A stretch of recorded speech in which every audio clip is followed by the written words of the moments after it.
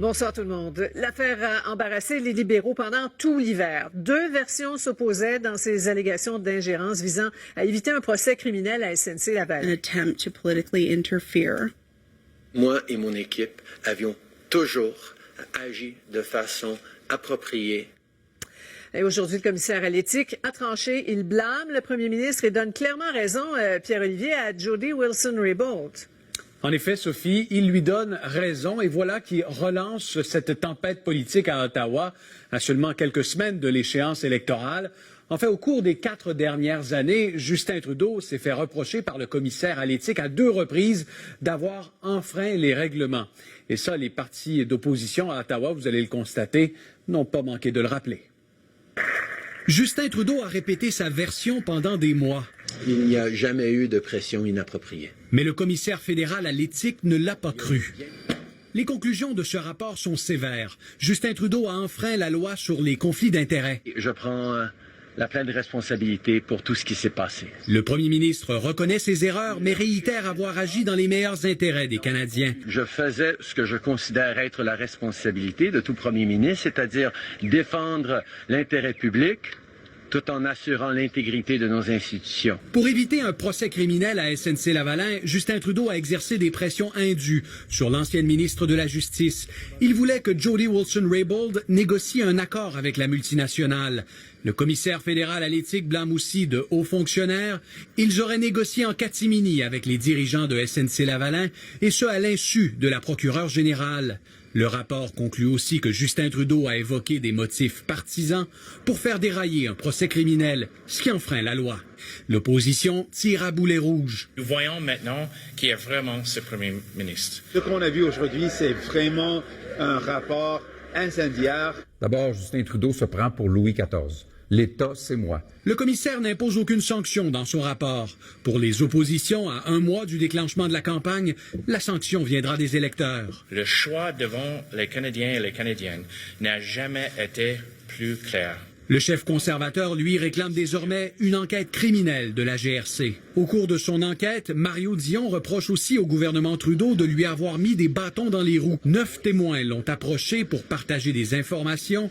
Or, ils n'ont pas pu le faire, n'y étant pas légalement autorisés. Je prends aussi responsabilité sur le fait qu'on va changer nos procédures, nos systèmes. Par voie de communiqué, Jody Wilson-Raybould s'est dite reconnaissante du travail du commissaire. Un rapport qui défend, selon elle, l'indépendance du système judiciaire. Justin Trudeau et ses hauts fonctionnaires ne sont pas les seuls à être sanctionnés aujourd'hui. Le titre de SNC-Lavalin a de nouveau chuté à la Bourse de Toronto. L'entreprise demeure happée par cette tempête politique. Pierre-Olivier Zappa, TVA Nouvelles, Montréal.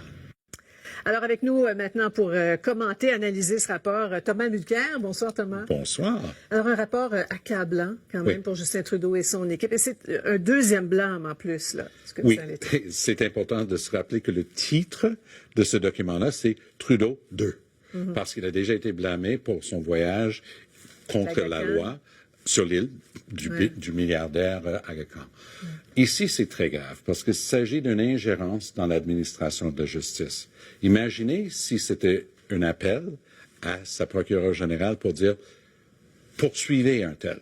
C'est pas différent de ce qu'il a fait ici. Ici, il a appelé pour dire « on veut pas poursuivre ». La loi disait que c'était la procureure générale, la directrice des poursuites publiques. M. Trudeau n'avait absolument pas le droit de mettre son nez là-dedans. Oui. Et on lui reproche aussi d'avoir mis des bâtons dans les roues, au fond, pour l'enquête elle-même, pour des témoignages. Et il y a eu des considérations partisanes aussi, là. Quand il dit Simon Comté, Papineau, etc. Oui, et il pensait aux investisseurs, etc. M. Trudeau a dit quelque chose cet après-midi que j'ai jamais entendu de ma vie. Il dit dans un premier temps, pour essayer de rendre ça correct, il dit, j'accepte les résultats de l'enquête qui ont trouvé qu'il avait enfreint la loi. Mais, dit-il, je refuse de m'excuser parce que c'était pour le bien des Canadiens. Comment, Sophie, est-ce que ça peut être pour le bien des Canadiens d'avoir un premier ministre qui agit contre la loi? C'est impossible. C'est sa défense depuis des mois. Mais oui, mais ça ne tient plus. Le premier jour que cette histoire-là a éclaté à la une d'un grand journal de Toronto, il a pris les micros pour dire c'est totalement faux. Il n'y a jamais eu d'ingérence là-dedans. Et on a Il n'y a pas eu un de rapport. pression inappropriée. Hein, c'est de Le répéter ça, rapport est ouais. accablant là-dessus. Détail après détail après détail. Puis vous avez complètement raison. Il y a l'ingérence en tant que telle, mais il y a aussi une deuxième ingérence dans le travail du commissaire à l'éthique, qui, rappelons-le, est nommé par le Parlement, pas par le Parti libéral. Et le commissaire va jusqu'à dire dans son rapport, c'est choquant que quelqu'un que je suis en train d'enquêter puisse me retirer des informations pour que je puisse compléter mon enquête. Donc, une deuxième ingérence par M. Trudeau et son équipe. Comment ça va être reçu au Canada anglais? Comment ça va être géré au Canada anglais, tout ça? Vous savez, si on est devant un grand tableau mural, puis on essaie juste de regarder un petit bout, on ne peut pas avoir une appréciation de l'ensemble. Il faut reculer un peu. Je crois que c'est en train de peindre un tableau de Justin Trudeau comme quelqu'un qui croit que tout lui est dû. Que c'est pas grave s'il enfreint les lois. Les gens vont voter pour lui pareil. Donald Trump a dit la même chose aux dernières élections. Il disait, je suis une vedette, je peux faire ce que je veux, ça me serait jamais reproché. Là, c'est du pain béni là, pour les oppositions. Là. Mais oui, mais ils vont peut-être même ramener le scandale des commandites. Oui, puis c'est une question de cette attitude libérale que tout leur est dû, qui sont jamais tenus pour répondre de leurs faits. Parce que M. Trudeau refuse même de s'excuser, disant que c'était pour le bien de tout le monde, ça passerait jamais. Ouais. Quel impact, en terminant, sur la campagne électorale? Parce que ça arrive maintenant, en même temps, pas début octobre. Comment ça va jouer? Ça, c'est la question clé. Est-ce que ça va rester dans l'esprit des gens? Moi, je crois que oui, dans une certaine mesure seulement. Parce que c'est pas le fin détail de SNC-Lavalin, ni de l'ingérence de M. Trudeau, c'est cette impression que les gens vont avoir à nouveau de M. Trudeau, comme quelqu'un qui croit que les autres doivent obéir la loi, mais pas lui. Ouais. Alors, on verra, hein? Sanctions possibles à venir ou pas des électeurs. Merci, Thomas. Désolé de vous revoir. Merci. Les finances